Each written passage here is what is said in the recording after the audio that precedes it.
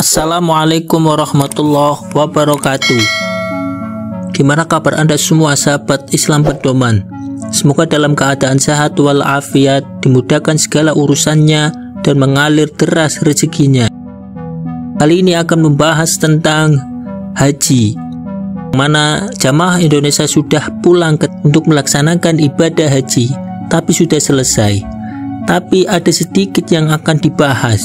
Mereka orang-orang yang berangkat haji tapi tidak untuk diniatkan untuk mendapatkan pahala. Video kali ini berjudul tentang jasa coki cium hajar aswad merusak ibadah haji. Umat Islam akan melakukan ibadah haji setiap tahunnya. Bulan ini adalah bulan Dzulhijjah. Bulan Dzulhijjah merupakan bulan di mana umat Islam berangkat untuk melakukan ibadah haji. Semoga sahabat Islam Pedoman bisa berangkat haji. Amin. Dari berbagai penjuru dunia mendatangi tanah suci Mekah. Dari latar belakang yang berbeda-beda, ada yang penjual, ada yang pejabat, ada juga orang biasa. Semuanya berkumpul di titik yang sama, yaitu Mekah. Tidak sedikit orang yang memanfaatkan momen seperti ini tentunya untuk mendapatkan keuntungan pribadi. Maksudnya adalah bukan melakukan ibadah haji dengan baik dan khusyuk mengharapkan pahala dari Allah Subhanahu wa Ta'ala. Sahabat Islam Pedoman, kali ini akan membahas coki cium hajar aswad. Sudah diketahui oleh banyak orang, khususnya masyarakat Islam. Kenapa demikian?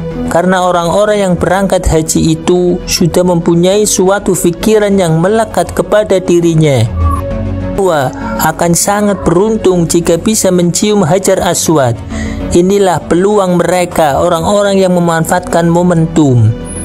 Datangi targetnya, korbannya yang ingin mencium hajar aswad. Dengan landasan demikian, para oknum coki ini beraksi dengan segala upaya untuk melaksanakan keuntungan yang ada di depan mata, untuk menambah pundi-pundi uang. Naudzubillah.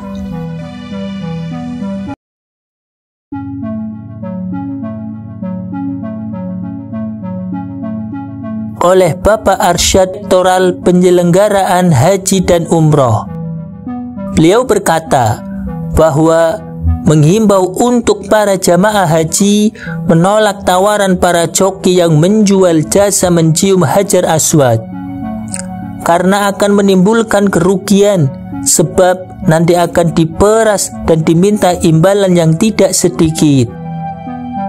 Mereka akan tidak terima dengan nominal real yang sedikit. Dengan adanya himbauan semacam itu, ini masalah sangat serius. Untuk menyampaikan kebenaran ini, maka dari sahabat Islam Pedoman harus memberikan peringatan kepada keluarga atau teman dekat yang ingin berangkat haji. Harus disampaikan informasi ini untuk berangkat haji tahun depan. Perlu sahabat Islam Pedoman ketahui kenapa orang rela berdesakan demi mencium hajar aswad. Karena semua orang Islam akan merasa bahagia jika bisa mencium dan berdoa di depan Ka'bah atau bisa mencium hajar aswad. Padahal itu bisa menjadi resiko besarnya adalah kehilangan nyawa. Bagaimanapun Allah sangat melarang seorang hamba untuk menyakiti dirinya sendiri. Mereka, para coki akan mengincar orang yang tidak sampai mengarahkan dirinya ke hajar aswad. Dikawal aja kalau. Ayo.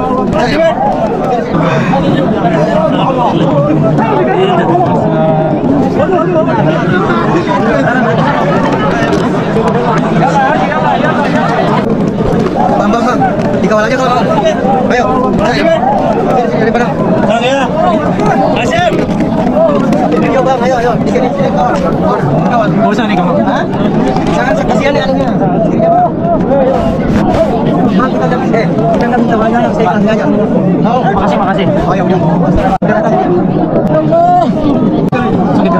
Pusing.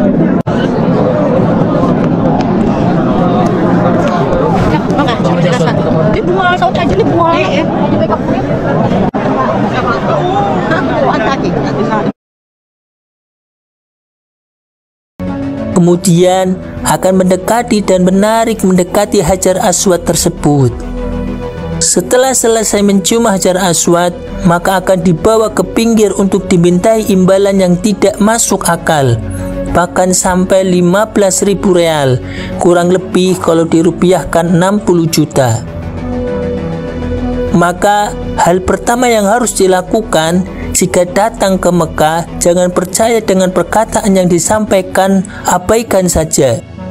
Sebab mencium Hajar Aswad adalah suatu yang sunnah dan tidak sampai merusak ibadah haji. Justru dengan kita menyakiti diri dan mengucapkan kalimat selain muji Allah, maka makruh hukumnya.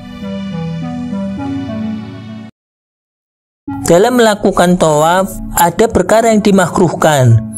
Kurang lebih ada 9 yang dimakruhkan. Yang pertama, mengeraskan suara sehingga orang lain terganggu. 2. Berbicara yang tidak ada kebutuhannya, sesuai apa yang dikatakan Ibnu Umar, aqallu kalama fa innama antum fis sholati. Mengucapkan syair atau lagu. 4. Meninggalkan sunnah tawaf. 5. Melakukan lebih dari 1 tawaf.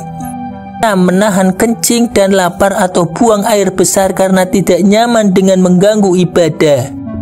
7. Makan ketika melakukan tawaf seperti apa yang dijelaskan oleh Imam Syafi'i.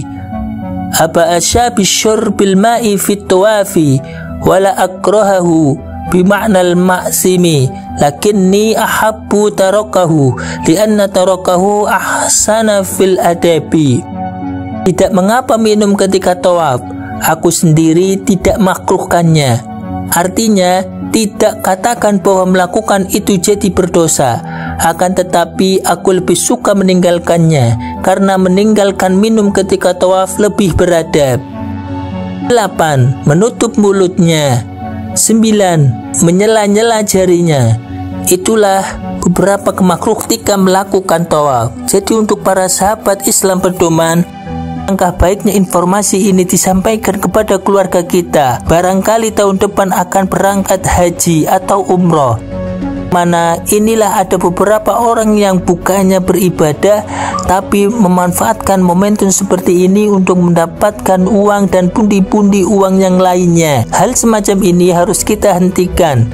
Maka dari itu sudah dihimbau oleh Kemenak. Terima kasih telah menonton video ini. Wassalamualaikum warahmatullahi wabarakatuh.